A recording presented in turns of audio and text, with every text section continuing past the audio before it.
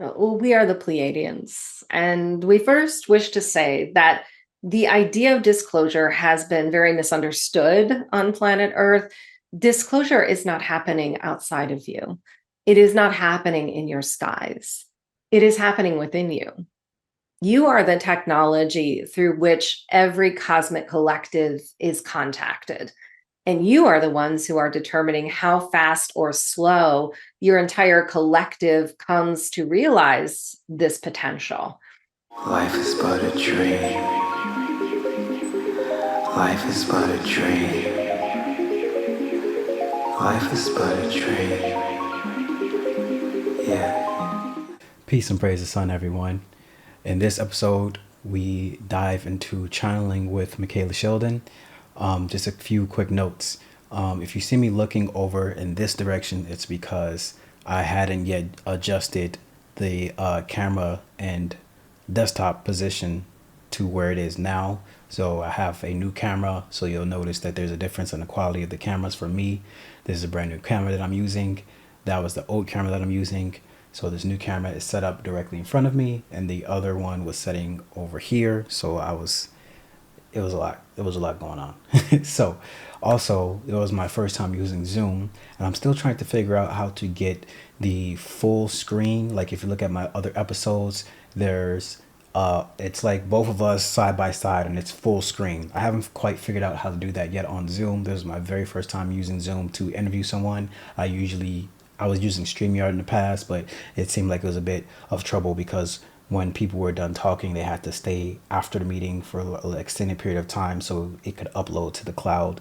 It was a bit of a thing. But anyways, just wanted to give you that heads up, and hopefully you enjoy this beautiful episode with Micheila Sheldan. Thank you so much. Praise the sun. Welcome to the Praise the Sun podcast, where I'm honored to have on my guest, Micheila Sheldan. Thank you Um, for having me.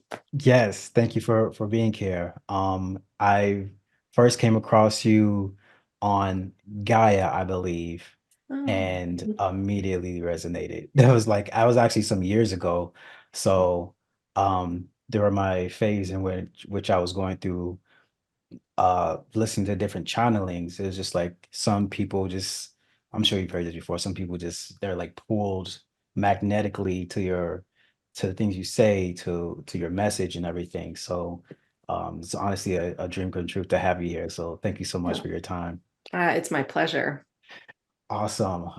So could you briefly just give us your like spiritual awakening, how you even got into this world? I mean, I would say that it's been growing a lot, something that was like seemed to be super niche, but it's just like I feel like I just recently talked to someone and they're like, oh yeah, I know what channeling is. I'm like, how do you know what that is? But it's like it's getting so big. So You're yeah. right. It's interesting because I run into people sometimes, in very odd places, and they strike up conversations with me about things like this that I would never bring up in conversation because you don't think people, right, know what it is. Or so, yeah, for sure. It's just growing. Well, the story isn't brief, but I'll give it to you briefly. I really didn't have a spiritual bone in my body. I grew up in the very, conventional world. I lived in a suburb of Detroit, automotive town, went to Catholic church, did college, family, all that stuff, kids. And I ended up in the midst of a difficult period, in my life, which I think a lot of us awaken through those challenges, and they're extremely purposeful. For me, it was chronic pain. After the birth of my second child, I just had this kind of mysterious hip and back pain, and it ended up going into my legs, and I had numbness, and was going the Western medicine path, seeing lots of doctors and getting worse and worse, on medications and washing it down with alcohol, and it got to the point where um it's just all these synchronistic events happened. I made a move across town, was a move I didn't want to make. I ended up surrounded by Eastern philosophy, things I didn't really understand. Meditation came into my awareness, and it was not something I wanted to do because I wanted to channel. In fact, I had no idea what channeling was, but I was told that the meditation could help my pain, and I really wanted to get off all these drugs I was on. And I thought, well, gosh, I'm going to give it a shot. Um, and without any instruction. So I didn't follow anybody's teaching. I didn't follow a manual. I just laid down and started to breathe. I went into an extremely deep meditation, and looking back, I know this is something I've done in many, many lifetimes. And it was just a period of time where I was meant to awaken to this new path. And boy, did I ever. So not only was the meditation helping my health and my pain, and by the way, took me on a path to heal it all, I started hearing things. So I was hearing things when I was meditating, which I just thought was my mind, making things up. But then, between meditations, I started hearing things, in conversation with people that they were saying that I thought maybe they didn't say out loud, but I wasn't sure. So I got real curious, and I had this defining moment. I went down this crazy path of understanding. I was meditating more, and it was Christmas morning. I am the oldest of three kids, and I have everyone to my house for the big fancy dinner, right? And I was making this dinner for family, and I had a special recipe that I was making that day. And there were three very odd, ingredients that you wouldn't normally have in the house that I needed for this recipe. And I woke up that morning and I went through everything, right? I went through the pantry looking for all this stuff and realized I had forgotten to purchase it. So I'm getting stressed, right? Because I'm having this dinner party and it's Christmas. And I remember calling the gas station, the local gas station, because all the stores were closed, thinking like maybe there was something on the shelf I can use. But of course they didn't. And my ritual at that time was to go straight to meditation if I had any stress in my body. So I did, I told the family, need a few minutes, closed my door, went into a very deep meditation. And I heard three words. I always say they forever changed my life. It was a male voice, very deep and very loud, as if in the room with me. And he said, "I am Jacob." And it shook me out of the meditation. I looked around thinking somebody was standing there with me, but more so I had this bliss, and peace come over me. And I thought, this is crazy, I'm stressing out about something ridiculous. I can just go out there and mock this thing up.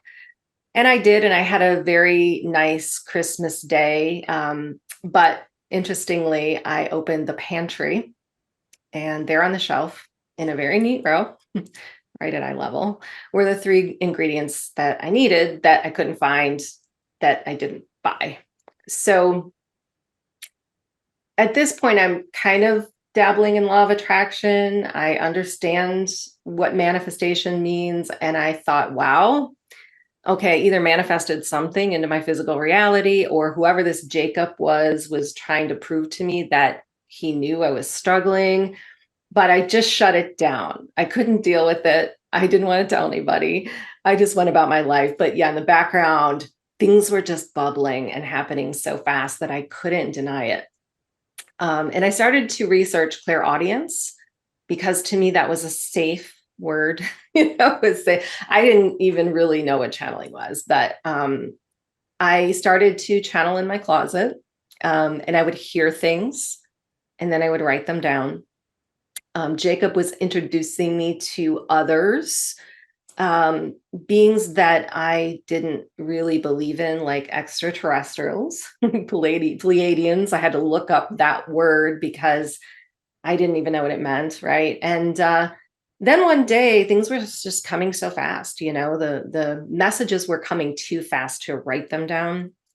So I decided to press record on my iPhone, and it really blew my mind.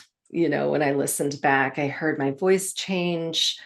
I heard myself saying things, talking about things that I didn't really know about.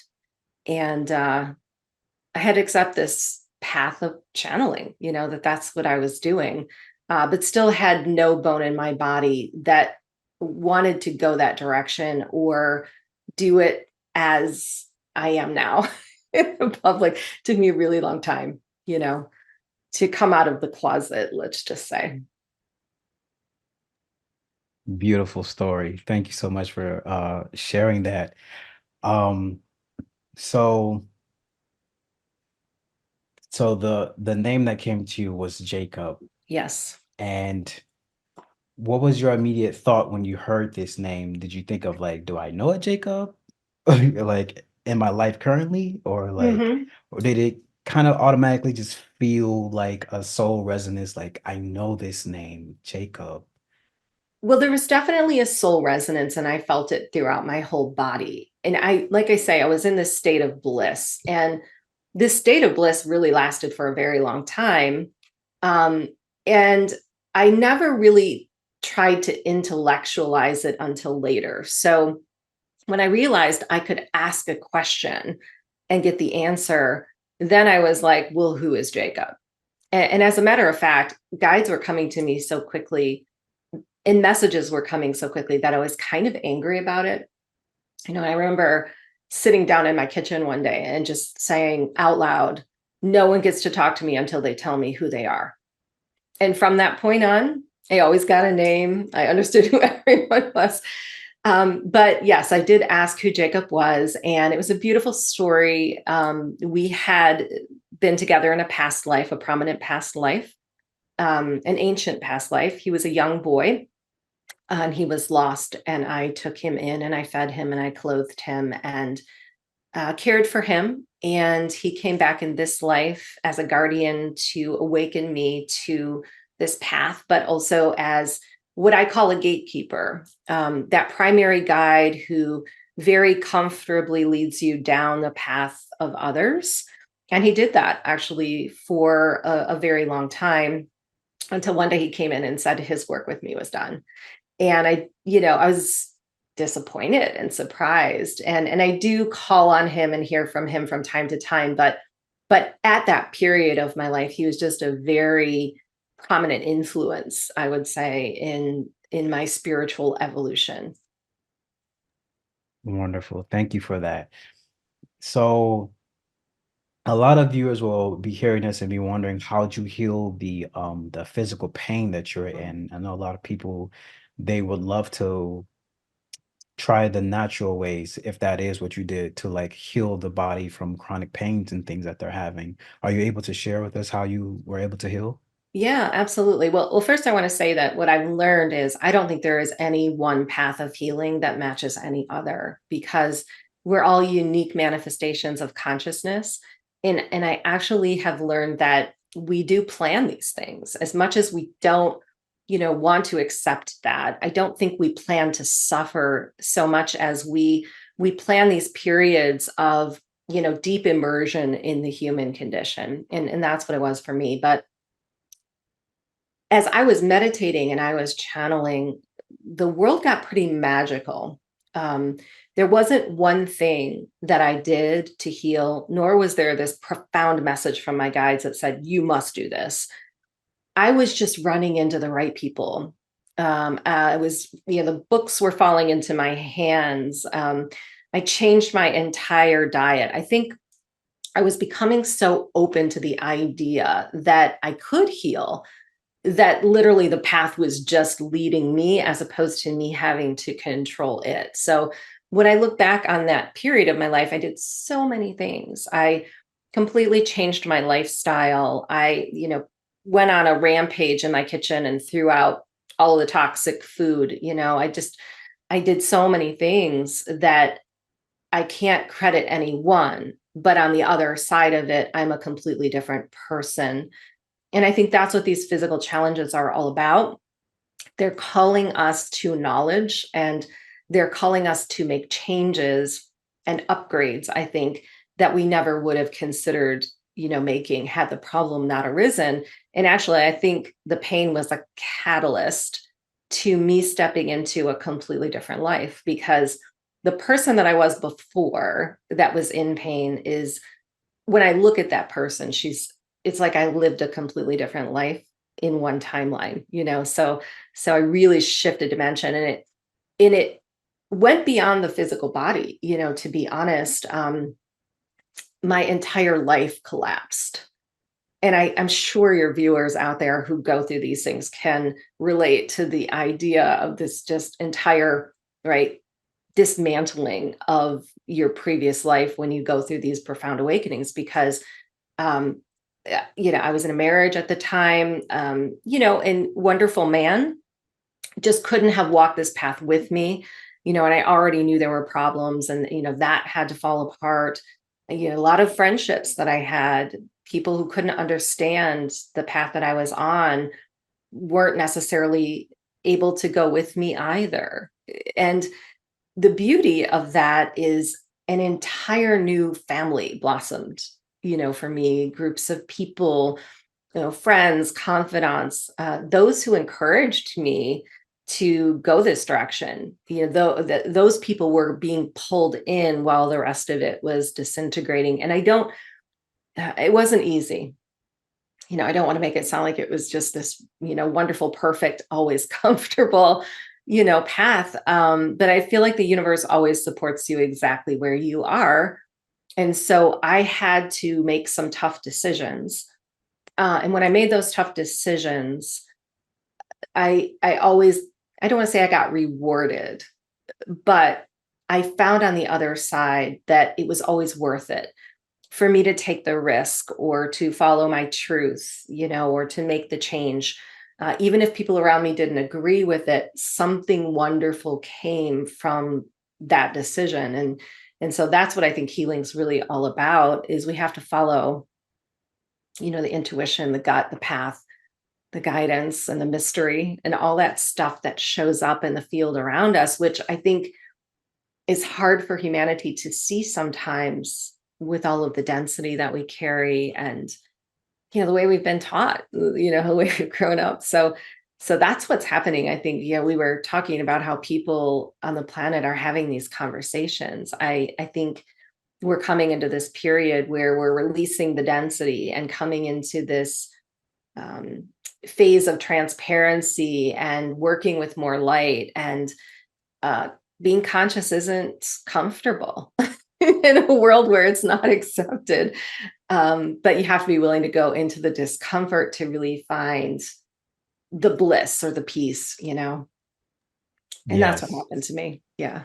Yes, exactly. And speaking of those planetary changes and us becoming lighter as not just humans but as spiritual beings, um I know there is not one thing that works for everybody, so everyone has different diets and things. But my question has always been like, is there, from your experience, a more, I don't want to say spiritual, but like a better optimal diet for someone who maybe might want to get into channeling, or who, I don't know, they might want to just be more in tune with nature. Is there an optimal diet? I know some people are like, be a vegan, a vegetarian, then there are Mhm. also very spiritual people who also eat meat. So I know it's very subjective, but I Yes. always ask, from the channeling, has there anything that came through to like, this might be a better diet for this type of path?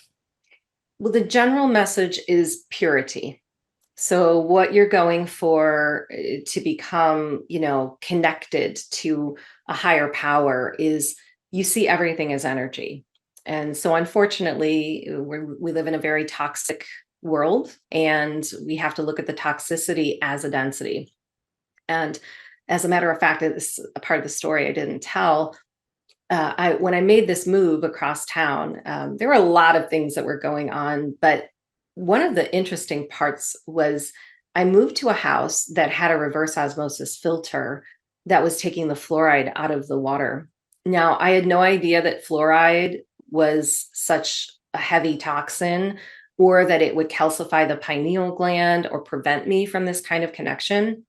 But as I started drinking clear, pure water, it happened anyway, right? So I think water and food, we always have to be looking at the purity. And I don't, okay, so when I went through this period, I was a raw vegan, and a strict raw vegan for a long period of time. Now I'm not so much of a raw vegan. I still don't eat meat per se, I do eat a little bit of fish and some eggs, but I make sure it's wild caught, it's grass fed, right? If we want to get back to nature, then we really have to look at where our food is coming from. So I think some people are wired to that kind of diet for a period of time, and then they shift. And just like we, move through these changes in our spiritual journey, we have to adjust our lifestyle and we have to be willing to be flexible. Um, for me, the lifestyle has changed drastically. So I think people wouldn't find what I choose to do very fun because I don't drink any alcohol. I didn't choose to say I'm cutting alcohol out because it's bad for my connection. But the more I connected, the less I could drink. And I find that, processed food for me, I'm very sensitive. So the more sensitivity we find in our spiritual connection, the more, unfortunately, our bodies are going to pick up on those sensitivities when it comes to things like food. And something that a lot of people don't consider, and listen, if someone out there eats meat, I don't think that necessarily contaminates your connection, as long as it's coming from a very pure source. But from a vibrational standpoint, we have a lot of animals that are in fear. And in the spiritual realm, we're always talking about things like fear and emotion being stuck in the body. But, then we're going out and choosing to ingest an animal that may have been in fear, and that vibration becomes a part of us. So in the channeling, what I've learned is that is a contributing factor, to the density, and it's all a part of what we have to look at. That makes a lot of sense. Thank you. Mhm. That's yeah, that has certainly been a reoccurring thing for myself as well, as the diet, as what aligns with me. And I always come back towards the vibration of whatever I'm consuming. And I tend to feel the best the less I eat meat. And I've just been trying to find my way through that since I work out at the gym. So I'm always trying to like put on muscle and stuff. So I'm just like, how do I do this ethically? So Yeah, and yeah. everybody has to make that decision on their own. And like I said, we'll go through changes because prior to my channeling debut, I will say I was a huge gym rat. Worked out like 5 times a week with weights. I was a dancer. I ran. I did all these things. And hey, I think it's great. Don't get me wrong, but it's an energetic output. And so someone who is in the channeling arena, who is doing that work, for people and groups even all week long, I did not consider how important I had to place the value on my energy and where it was going, right? So that even fell out of my life. And I will say I was probably more resistant to that than anything else. But I picked up other things, I love to walk in nature. I take my nature walks. And for me, that just works better for my body now than it did before. No judgment. You know what I'm saying? Like we're all doing things that with our own energetic output and our own unique structures, right? But I think we get really wrapped around these ideas of having to do things in a rigid fashion. And that's what the guides are always leaning into, is us trying to break down those walls and become more multidimensional in our perspective, meaning it's okay, it's okay to not go to the gym. It's okay to change your relationship to the body. It's okay to be a vegan for a while and then introduce some eggs or a piece of fish. So these are the things I'm learning and I'm considering, and I find that it's just an easier flow for me to accept the messages of my body and how it's working, and tune into my energy and really serve my body and what it needs, because it's serving a lot of people.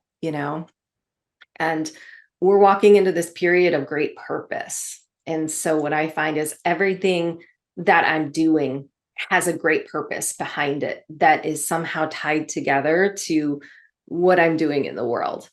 And it's a beautiful way to live, but it takes breaking down a lot of beliefs, a lot of really hardcore, beliefs about who we are and how we need to show up in the world. I think that is an absolutely excellent segue into that and into a question that I already have, and that's so purpose. So for lack of better example, I'll just use myself. So I stepped into the world of spirituality, I think in 2015. Mm. I got into meditation because I served 7 years in the military and came out of it with some psychological PTSD related issues. So I turned towards meditation, which was really excellent. And since then, I've just really have, grown into the world of spirituality and loved all of things that I've learned about it. And it's definitely where I want to be long term. Um, and for me, I guess I always struggle to understand how to make a career out of that. So how do you make the career out of something that you love the most? And how do you make that work for you? Because I mean, right now, for on the side, the main thing I do is kind of like finance related, trading, and that's fine. I enjoy doing that. That's cool, but like spirituality, that's the chef's kiss right there. That's I could do this all day, but it's just like, how do I do that all day? How do I trust and you know? Yeah, you hit the nail on the head. I think there's so many people in this community who are trying to make it work financially by doing spiritual things and really struggling. And first, I want to say I don't think it's 100% the fault of the individuals who are trying. I think it is a consequence of the timeline shift that we are in because we're still managing a lot of the old that's hanging on, as we're moving into the new. And some of the things that are hanging on, we have to consider that if they're still there, there's also probably a purpose. So, because you are so spiritually oriented and you're in the financial space, I just never see that as a mistake because we're still going to need people who have, this intelligence in certain areas or the creativity to support, people and communities, and we're just growing that. So I think it comes along with us and it alchemizes on our journey. But for me, stepping into this world meant that I had to let go of everything else. And again, it's a big risk because you think, how am I going to survive? And I went through a very unexpected and chaotic divorce and was not in a good financial position for a while. And I was fighting. I was kind of holding on to the old and saying, this never should have happened. Where's the money? And the guides came in one day and said, you have to free yourself from the attachments that you have to the old in order to see that new path blossom. So I did. I just finally let it all go. I just surrendered it. And I focused 100% on going in the direction of my channeling. But there are some keys, okay, to working in what I believe is a fifth dimensional field. Because let's face it, if you're doing anything spiritual today, it doesn't exist in the third dimension. It's a fifth dimensional, multi-dimensional expression of who you are. So the guides always say it's really important to open source. So what you're doing right now on the show, for example, it's your open source contribution. There's no expectation. Nobody's coming to offer compensation for it necessarily. It's just from the goodness of your heart and from the talents that you brought to this earth, something that you want to give back to society. And that becomes the foundation of every other thing that you offer that does have an expectation to it. But those expectations also have to be somewhat staggered, right? We want everyone to be able to interact with us at different levels. So for me, I was able to build out my service in so many different creative areas. And that's what I love really about a spiritual path. I had a lot of questions early on. with the guides when they said, well, you're here to be a channel. And I thought, well, that means I have to follow their every direction. And they said, no, you're the one who's standing here on the earth. You have the free will to create this however you choose. And in fact, if it doesn't fulfill you and it doesn't bring you joy, then it's not going to serve. So we're providing this energy, we're conduits for it, but you're the one here that gets to make the choice. And so for me, that's so fun because I come up with different ways to express the channeling, whether it's written in a book or I do courses, I do workshops, I have a monthly channeling program, I do sessions, and all of these things are priced differently such that regardless of who you are and how much money you have to spend, you get access to the guides, right? And I think we're moving into a time where all of that's going to change, but for now, it's like a bridge. We're building this bridge between worlds where we're leveling the playing field. And so the more that I do for free, that's really what I want. That's where my passion comes from, doing things like this. I have the time to be able to talk to amazing people like you. And, a lot of people in the grind, they can't do that. Right. So freedom is a huge advantage. We're going into this period of great personal sovereignty, and I get to design my schedule and my life however I want. But I also have to value my energy. And I do find that because we awaken and we become so compassionate to the human condition, it's hard for us to really put a price on things that we send out into the world. And I think it's sad because I really want people in this community to do well. And so when people talk about price, the first thing that's important to realize is we're not working with a limited pool of energy. Source is not a limited pool. It does not mean that if you charge for something, you're taking away from somebody else, right? It's your source field is growing. And the idea is that source works through you to help others grow. And so I keep that in mind with everything that I create. I want to make sure that things show up in different formats and different ways, so a very diverse population can take advantage of it. And then I don't let the old ideals of the third dimension and the business model get in the way, which is another big mistake I see people make. If you try to put that rigidity of the old business third dimensional structure into a spiritual package, it's just not going to work. You have to come from authenticity. And I have to listen, I'm not perfect. I have to check myself every single day and say, is this coming from ego? Or is this a pure manifestation of the work that I'm here to do? And so I don't think it's easy, it's not an easy question to answer. And it's a difficult time right now that we're in. But what I will leave you with, is the guides often bring in 2025 when I'm in private sessions with people as really being the turnaround year, not for the planet necessarily and the stuff we're dealing with collectively, but for individuals like you and others that are here to serve, to really step in fully to that work. And it could be either by choice or by the choice of others, meaning the work that you had before, the business that you were part of falls apart. We look out at the world today and we see that could be the case. Big corporations might crumble, and things are very unstable.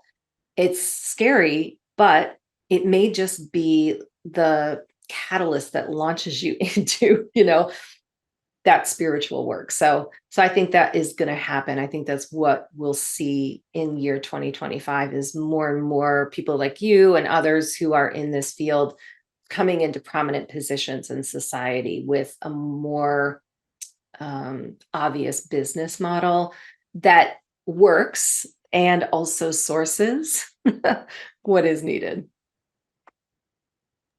That was an excellent answer. Thank you so much. Um, so so I've recently been shifting my perspective on uh uh well, my specific individual relationship with like money and how I see it. And um I I see it now as something that's like a energetic exchange of value. And when I Yes. think of a spiritual business, I guess I try to think, what is it that the people of this planet need, and what of value could I provide for them, so that the exchange of value is what it is. And if money's a byproduct of that, great, but my focus is on giving value rather than receiving money, because the thirst and greed for money is never ending, but the Yes. love of giving value to people, that's even stronger, and that's a better goal to ascertain and focus on. So I So guess I well put. Yeah, so well thank you. put. So I guess I wasn't sure, what is it that the planet need? What is it of value in the spiritual community? Is Should I be, not necessarily me, but like people who want to give back, what should we be focusing on? Oh my gosh. Well, I think there are so many things because society as we know it is really crumbling and failing. So we are the ones who are going to build the new in all areas. And I think it takes really tapping into all of the patterns of your life and the things that are authentic to who you are, what you brought to the planet that's always been in the background, that you've enjoyed, that you're good at, that no one else can do, that you're here to do. I think really that is what succeeds. When we do that in the world, we don't have to worry so much about charging and money, and because the universe is going to support us to do the things that we're here to do.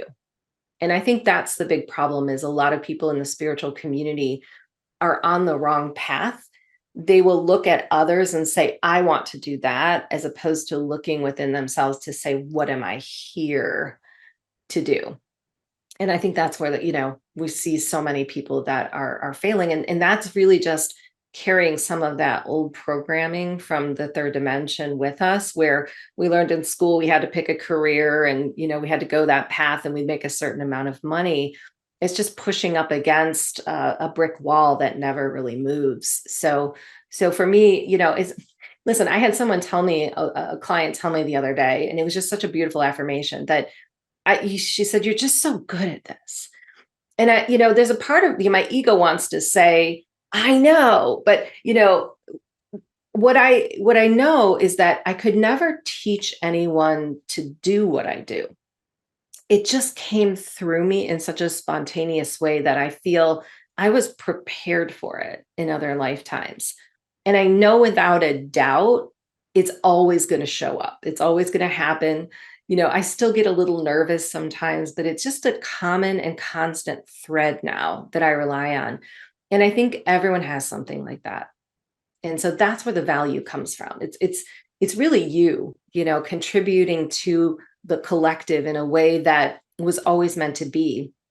I've had some beautiful transmissions come through the guides about tribal living, how we're going back to this idea of tribal community, where even before a child was born, there was this incredible excitement knowing that they were going to fulfill a very specific role. And the guides say source works through the hands and hearts of human beings. So we think we're tapping into this mysterious field that's going to give us prosperity. But really, what we're meant to do is make connections to other people, utilizing our authentic truth such that they receive something of value and then we receive it in exchange. And imagine where we could take that. I really think that's where we're going in the future. And in, a monetary system of exchange, a lot of people, we all know, listen, we all know it's tied to very evil things and evil people. And that can get in our way as well. Like the Pleiadians always say, you create the system of exchange that comes into being, but we've been tricked. We've been led astray to believe in this monetary system as something that's really good, and we have to work hard and then it supports us, but it's just really taken us out of this community, right, that we're a part of, that we came here to actually serve in some really beautiful way. So if the planet is going to go through tough times, I think we can look at it one of two ways. We can be in fear of that. We can prepare and hoard resources and do all these things, or we can think this is a great opportunity, for me to check in on my neighbors and offer something, share resources, build community, plant gardens. I think this is what will blossom out of this time.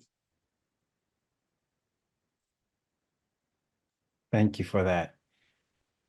Beautifully said. So during that, I was thinking about like intuition as you were speaking, and Mhm. I was wondering because I always try to frame these questions in ways that I feel like if like any of my friends or people are listening, that it would like stimulate them because they've been in these experiences. And we talk about intuition a lot, and I've always been wondering, what is that frequency of intuition like? For instance, once again, just using myself as example because that's just what's coming to mind. Mhm. Um, one time, I don't, I'm not currently doing this practice, but I was doing hypnotherapy, past life regressions for people. And This might be a little bit why I dialed it back, but anyways, I was doing a session for a client. I was at their house, and I felt this presence next to me, and I kind of ignored it. It's just like, no, Mm. there's nothing there. I'm like focusing, and then it went from like I'm not sure. I'm like, okay, there's someone standing next to me right here, and they want to communicate with the client, but I'm like, she's in trance. Please wait. So she comes out of trance, and I'm like, oh, it's her mother, and her mother is just giving all of this information that has nothing to do with me. I didn't even know this much about the client, and she was saying, "I'm here with I'm here with him," or something like that, and it was just so much emotion that came through me that I started crying. And Mm. she started saying, "I love you so much," and I was holding her and I was crying, and I'm not gonna lie, I wasn't ready for it, and I dialed back from everything because I'm like, what just happened? But it's like sometimes you have those experiences that are so beyond explanation Right. that is just like mind blowing. I'm like, it felt like someone from the other side was pushing this love inside of me. And it was so much love that I couldn't contain it in my body. So I started crying. Mm. And I try to figure out like what is the intuitive factor to determine like what these interactions are with. I use the phrase non-physical, but I feel like it's something so much far beyond physical and non-physical with interacting like that. Mhm. So what is the driving force between intuitive conversations or intuition in general? Well, again, I think it's a really personal mechanism for each individual because we're all wired differently with our senses, and you really have to pick up on those subtle nuances and be willing to go deeper. And, for me, obviously, it's clear audience, but what happened was I started to get this ring in my left ear. And it was a constant ring, and then at times it would shift and then it would go away. And then I began to realize when I was meditating and channeling that right before a guide would come in, I could feel or hear that little detectable ring, or I could ask a question and I could tell the difference as to whether my mind was answering the question or it was coming from a spirit or the Akashic records, because that ring was always there. And it's really not even something I can put words to, but it's something that I know and I can feel. It's so, so slight.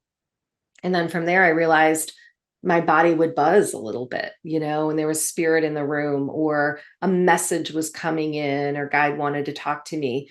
And so I learned to pause when I feel that buzz. It's always on my left side, it goes up my left leg. And if I don't stop, it'll just get louder and more, intense until I finally stop and tune in. And so I think we all have something like this, right? Because what meditation does, the more that you do it, is it opens you up to higher and higher dimensions, right? Because right now where I'm sitting, every dimension exists in this space.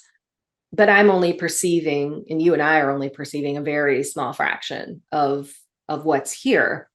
but I can shift that if I want, and I can tune into or be open to tuning into whatever dimension I choose. And so when I first started to channel, it was kind of, I don't want to say out of my control, but yeah, it felt really, it felt really out of control. So I was interacting with all kinds of spirits, souls like you talked about who have passed on, family members.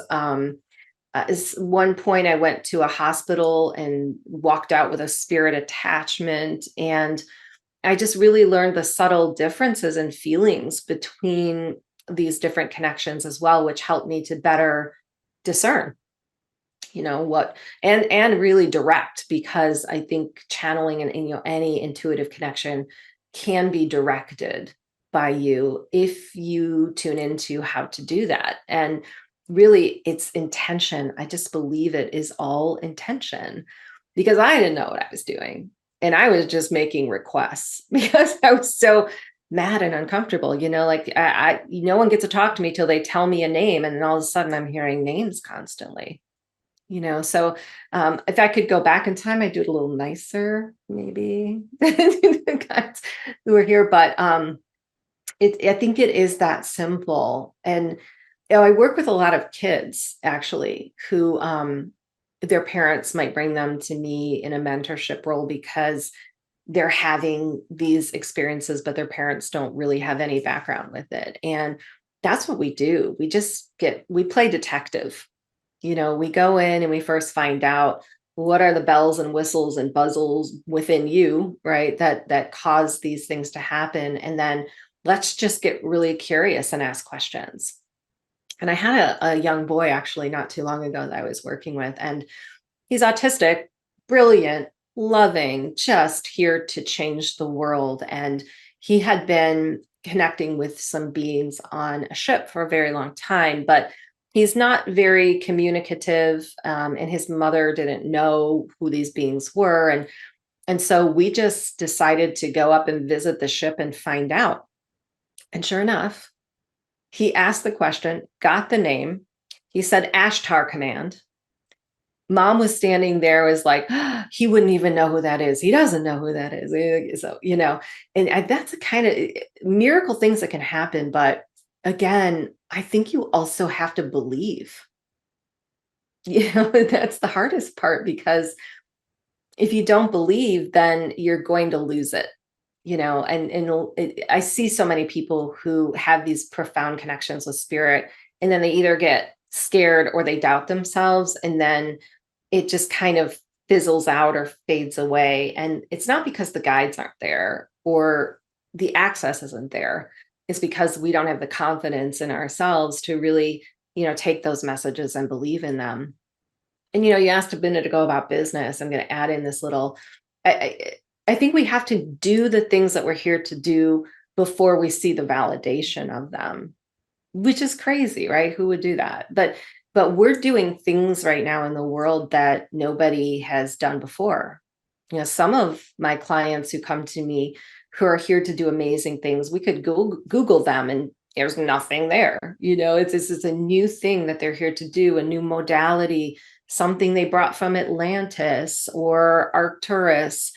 And you have to be willing to step in and do it and get some feedback in order to really create, I think, the foundation for it. So that was a big part of my journey early on. Was I started channeling for people I knew, and then the people that I knew wanted me to channel for their friends, and I didn't know them. And so I really had to trust and believe in the information that was coming in enough to share it, and then find out that it was true, that I was actually channeling things that I could have never known about these people. And it's so scary, and like what you did with this woman, letting yourself go to the vulnerable place where that being is weeping through you. I've felt that before as well, but it really takes a level of surrender, I think, to allow yourself to get into that place where you can make that profound connection. And so the only difference between me and someone who is a channel who's not doing what I do is maybe they haven't gotten to that level of surrender. And I'm not saying it's easy or comfortable, you know, because I do it all week long. And in 5 minutes before I get into a live event, I think, what if it doesn't happen? Well, I don't know what's going to come out of my mouth, but the more you do it, the more you just know that everything's going to work out okay, So Yes, thank you. That yeah, was long answer. Sorry, I went off on a little is tangent. an amazing reply. Thank you so much. That was very valuable. So what is our trajectory like in the coming years?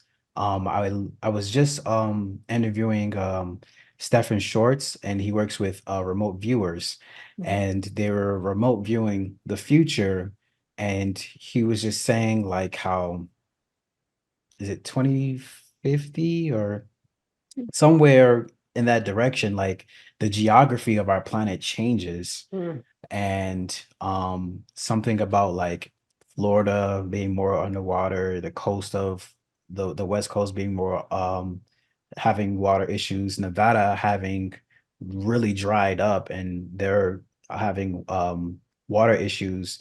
He was mentioning that there's going to be like maybe some more tornadoes in the Midwest, and that at some point there's like this big shift and everyone becomes more minimalist.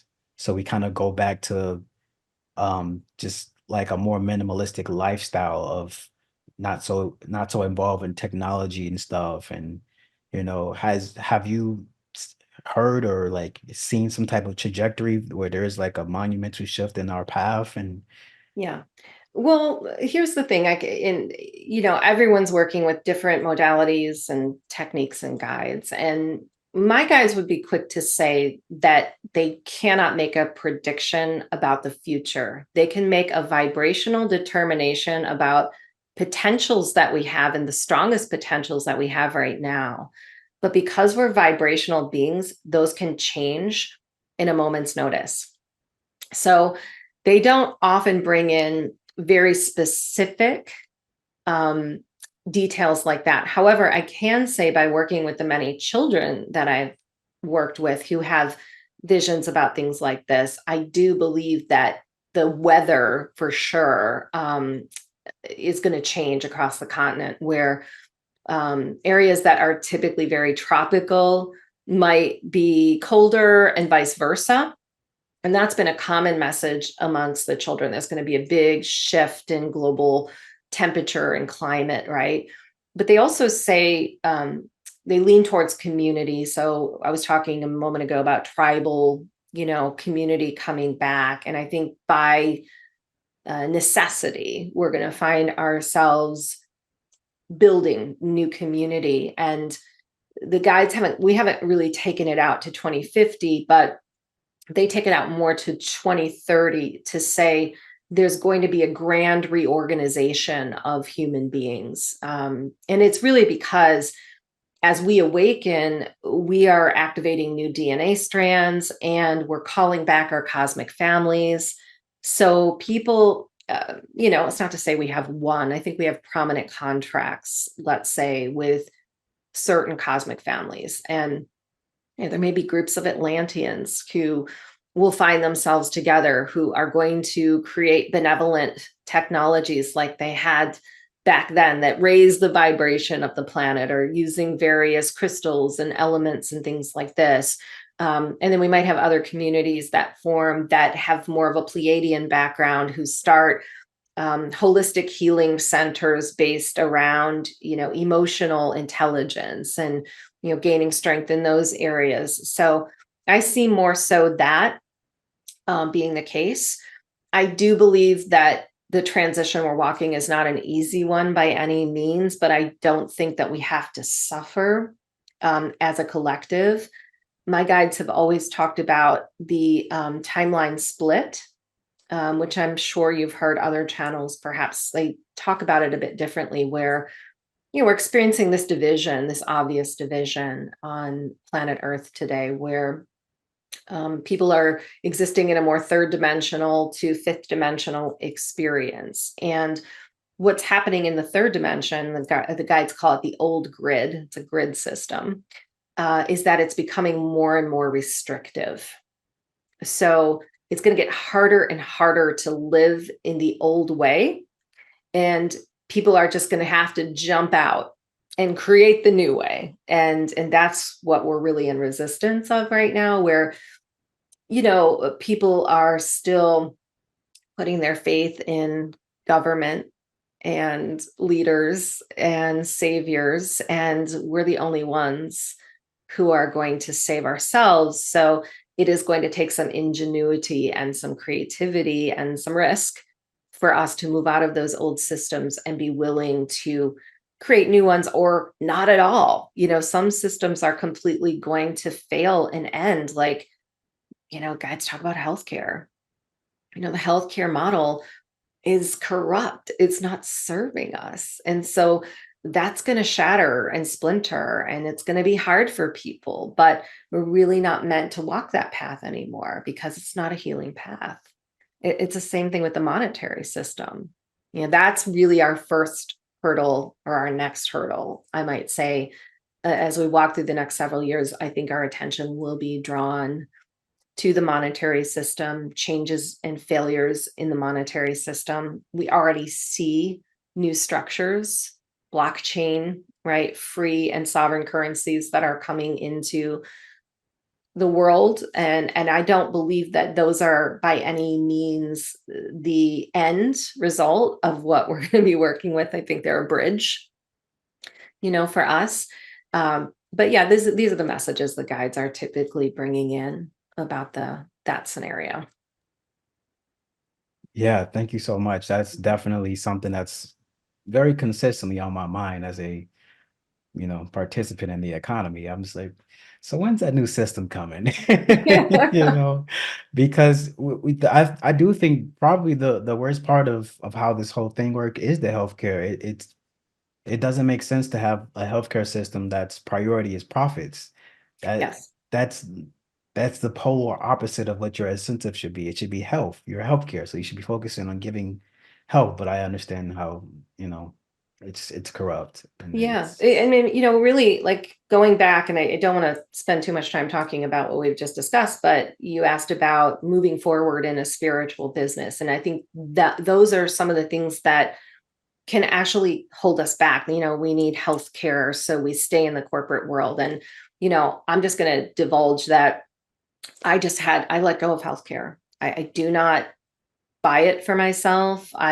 It's a risk, but it's so expensive that I budget the money I would have spent on healthcare that does not serve me, that I would never meet the deductible for. And I invest it in some of the new currencies that are doing really well. And so I feel pretty confident that if I had a health problem, I could I could be my own health insurance. I could fund whatever I needed in the moment, and I do think source will support me. So things are going to happen that are out of our control. We don't know what's in our divine plan, but what we should remember is that whatever is there, whatever problems are there, the solutions exist as well, because the problems and the solutions are born simultaneously. So unless we're willing to really take these risks, to step out and say no, and not everybody can do this, especially, you know, in today's reality when things are just getting so tough.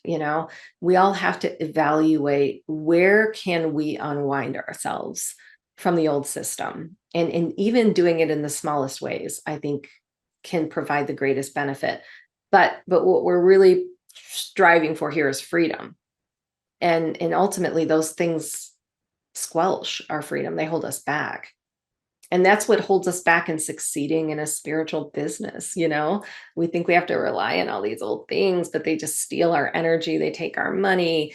They don't serve us. And then at the end of the day, we're not anywhere near moving forward. exactly, yes. Yeah. Yeah. Is Michaela a Bitcoin holder? I do hold Bitcoin. Yes. Only because, and I'll tell you, it's because of my guide. I mean, my guides told me many, many years ago, to research it, to look into it. And I did.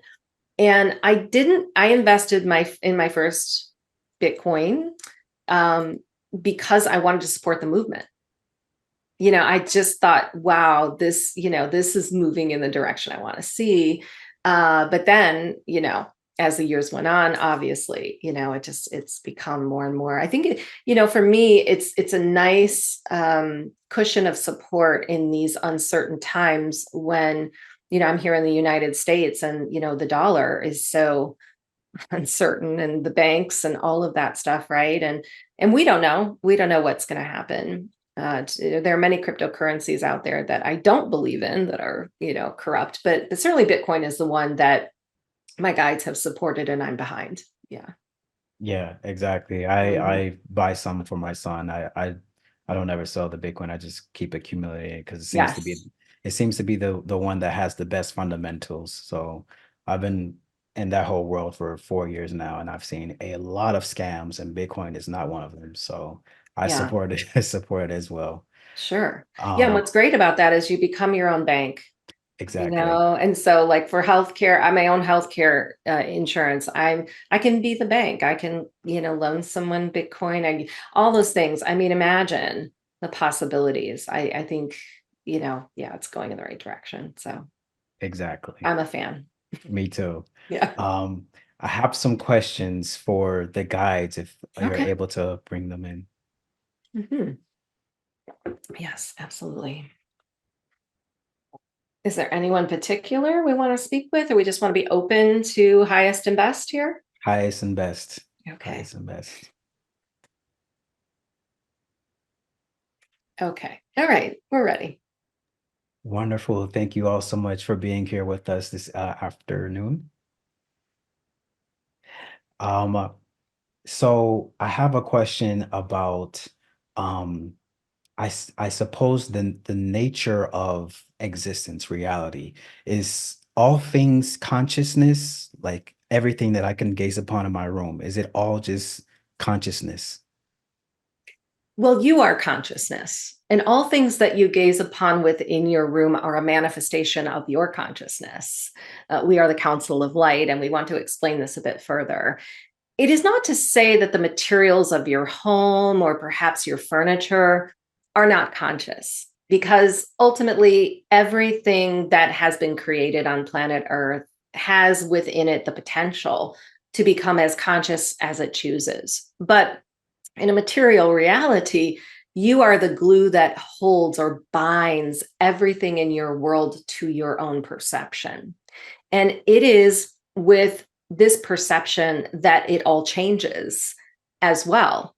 So ultimately, when you wake up each day, and you peer into your space or you look out into your window or out of your window into nature, you are seeing a manifestation of your own conscious, but also seeing things that are conscious of you.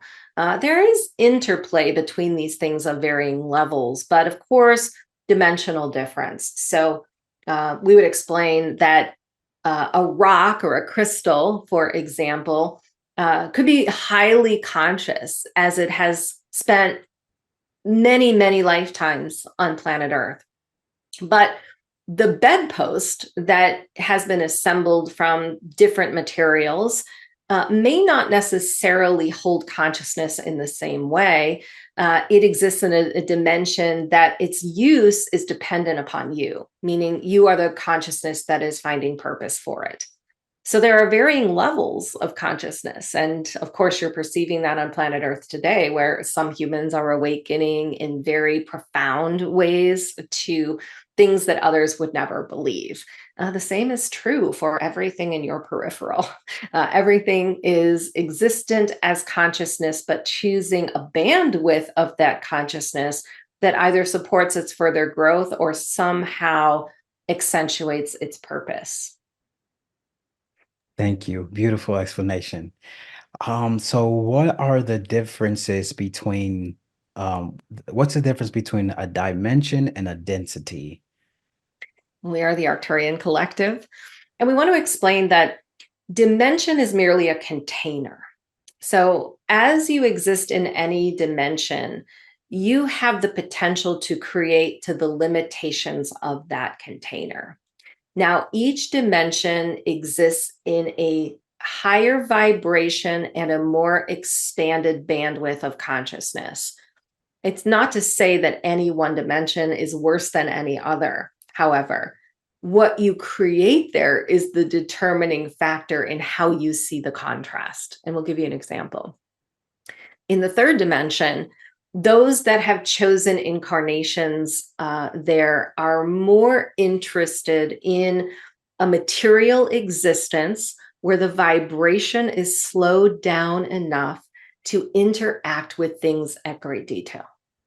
When you move into the fifth or the ninth dimension, for example, vibration accelerates. And even though you have the opportunity to use your perspective to see detail or fan it out to a more broad scope, there is information that you can access that you would not have had available in the lower dimensions. So we can see dimension as informational containers that hold what the beings who create within them desire and are defined by those creations, but also have limitations based upon their intention, meaning the third dimension might have the intention of being more material, having a more visceral experience related to material density. Now, density is a bit different, and we know it has been defined in various ways on your planet, and we want to explain how we see it through our eyes. Density isn't necessarily bad. Density is an accumulation of energy that will either hold a soul in one dimension or allow it to ascend beyond. And again, this is a choice. But what has happened on planet Earth is that there have been so many untruths and so many, we'll say, programs that have been inflicted upon your consciousness, that the energy has become far denser in weight than what it ever should have been. Your body is a density, but it does not mean that the body is wrong or heavy. It just means that in the dimension you've chosen, you're working with a density that suits it. But further, what we notice is as you ascend dimensions, density tends to get less and less, meaning you have the possibility to work more with light. If we look at the contrast between what is density and what is light, we don't see density as dark necessarily. What we see it as is a filter, meaning light is going through some template in order to manifest a certain way. So if you are light and you manifest from universe or God or source, the body is the density or the template through which that light perceives and creates its reality. So as you go up into various dimensions, perhaps the body no longer exists and the template is more collective. We simply exist in a formation of light where everyone is sharing at a different rate of speed, yet accepting of all of those ideas and emotions as if they were our own. And we might even say that individuality, having a singular perception and reality on Earth, is a dense experience, not one that is wrong, but one that is dense in nature, just like that rock. The rock is conscious, the crystal is conscious, but it is heavy and it holds density, but it is just compacting light into a form that creates a usefulness or a purpose for the consciousness that embodied within. Beautiful. Thank you so much.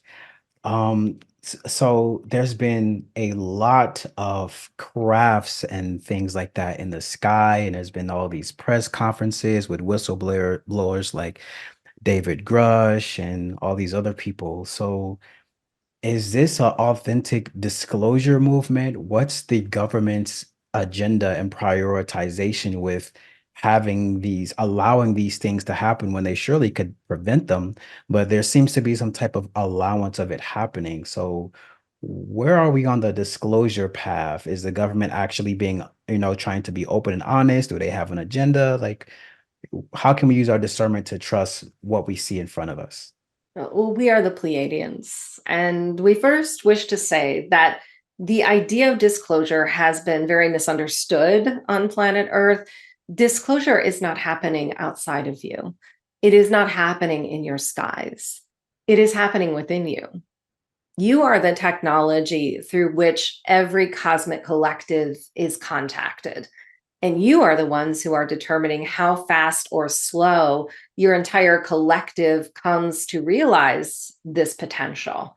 However, we understand what you are asking of us, and we want to share some insights that we have in our observations of this ongoing process. The level of transparency that exists right now within the human collective to things like extraterrestrials or even cover ups in your government. This is evidence of the expansion of consciousness. So, when consciousness expands, more information becomes available. Things that were hidden must come to light. It is very much like accessing the Akashic records. It is to your intention and discretion to be able to do this, but you would not even pose the question if you were not conscious enough to know that these records existed. So many of you are conscious enough to know that this contact has been going on for a long period of time. And your vibration becomes the propeller through which that energy and information is now accessible. At the same time, it's important to note that much of what you're seeing in your government is not true disclosure, meaning there isn't an agenda to release to the public the truth of contact that has gone on here for decades. They are allowing human beings to perceive the information that they desire for some other outcome that you are often not aware of. For example, we believe most of it is control. The government agencies on your planet are attempting to control and to suppress humanity through the illusion of transparency, when in fact much of this is actually theater. So you must discern, and you've asked us how to discern. And we want to start first again within you, because your body very distinctly understands truth. It has within its own GPS and its own intuitive suite a special alignment of senses. And once those senses become heightened and available, you are able to perceive the world through discernment without having to question, meaning the second something comes into your awareness, your body will give you a very loud yes or no. It is just that often humans don't catch that first moment, nor do they trust in it. There is an intellectual path that must be followed to uncover more validation. And you're moving away from these intellectual paths, even though the mind will always be a part of your journey and research will always be a joyous occasion for humans to pursue. At the same time, you're learning how to work now with your extrasensory suite. So our advice is to rely on it implicitly and to go back to the very first moment that you may have perceived a ship in the sky or a news report or an explanation from someone on the ground who saw something on behalf of others, and really get into the feeling of whether or not your body says it is true, because this will lead you more and more into paths of healing. The more you rely on this inner discernment, the less you will be led astray by others. Beautiful answer. Thank you so much. And my last question for the guys is, how do we as individuals prepare for the coming changes? What are the things that we need to do within inside of us to then can be seen outside of us as we reflect what's inside of us outside? What are the things that we should be focusing on? Because I understand that it all starts with the self. So what are the things that we should be looking at within the self to prepare for the external changes that's coming in the future? We are Mary Magdalene. And the simplest answer to this question is that no preparation is necessary, because you are all walking a path of enlightenment, one that you pre-planned and chose from the heavens through an angelic vision, and it is good. So to forward think is not wrong, but to stay there counteracts the connection that you are able to make to the quantum field, which is only now. And if there is something that you must do in order to find yourself somewhere in the future, you should be assured that your soul will be moved to act. Because just like this divine plan moves through every human being, it connects to the greater earth and finds its symmetry, meaning there is not only a great purpose within you that exudes itself in each day, but also something that you are apt to do to support yourself to make that service a reality. Our best advice is to not worry, because as you worry about walking into a future that is uncertain, you're only planting seeds of what you do not wish to manifest. It is better to project into the future with the comfort and safety that you are able to sustain right now with the breath.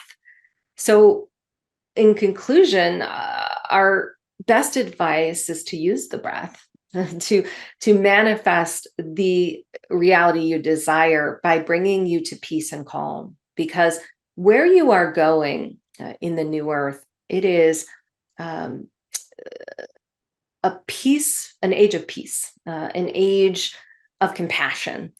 So the more of that you can find right now, the quicker you will find yourself in that future. Thank you so much. Yeah, thank you so much for your time, guides. I appreciate it. And peace and love to you all. Peace, love, and light. Welcome. Welcome back. Yeah, Thank you're you so welcome. much. You're so welcome.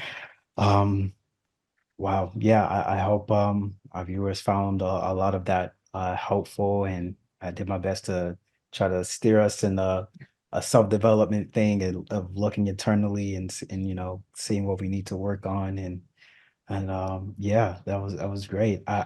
My last question for you is, what is your definition of love? Hmm. It's a good one. Well, I think love is the echo of the universe. It's like the primordial sound that sparked God consciousness. So I think we are love. Um, Love is not something we feel. The guides would say we cannot feel, where we could not feel unless love was present. So the deeper we feel, the more we become connected to love, and then the more love that is available for us to share.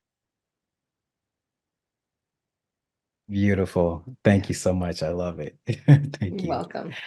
All right, that concludes this episode. If you all enjoyed this episode with Micheila, where can they find you? Where can they reach out to Oh. you and learn more and hear more? Oh, yeah, just search my name online, and I've got years and years of free channeled content that you can dive into. You can go to my website, micheilasheldon.com. I have a really awesome community. It's called The Inner Circle, and I have a book that's free. So if you go to the book tab, you will be directed to the community, and you can put in your zip code and find like-minded people just like you around the globe who are gathering and reading and sharing and just doing cool things together. Awesome. So yeah, definitely check that out. Community is so important right now. Yeah. Finding a tribe. Yeah. Do you all like ever meet, or is it just kind of strictly online or? Well, I can tell these are communities all over the globe. So Australia, UK, all over the United States. And my goal is absolutely to get together in person with these groups at some point. It's not in the cards for me right now. And what I learned during the, pandemic was it was really time for me to zero in and hone in on some things here with my work. Mhm. And so I'm actually getting ready to publish the book, and it's been on my website for free while I'm editing. I released it because we were going through such a hard time. And there was so many good things in there to support people that I thought I'm just going to put it out for free, even though it's not perfect. And it just spawned this whole, community effort. So yeah, that is the plan eventually.